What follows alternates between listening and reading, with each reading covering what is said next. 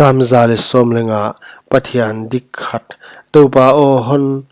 pelo in komau hon pelo in namin thupi na pezo in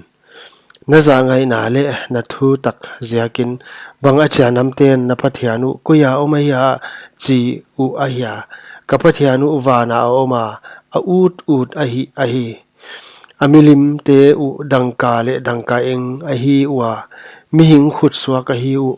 kam anewa apaw ke u mit anewa amu ke u bilanewa azake u na kanewa gim azake u khut anewa bangma ahoi ke u hi anewa apai ke u agol tungton un apaw sam ke u hi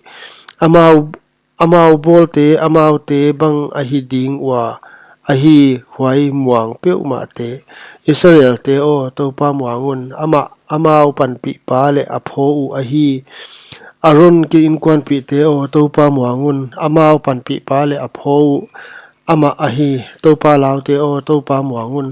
amau panpi pa le apho u ahi topan hon theigi gi a awal zol ding Israel in kwan te awal zol ding a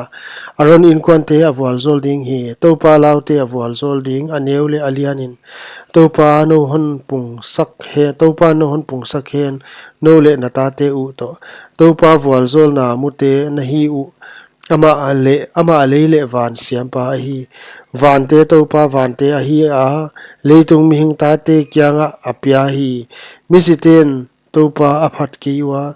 mundai tak a paisuk te pe ma in aphat sam kiwa ko bel topa ka phat ding u tua ki pan tang tonin topa phatun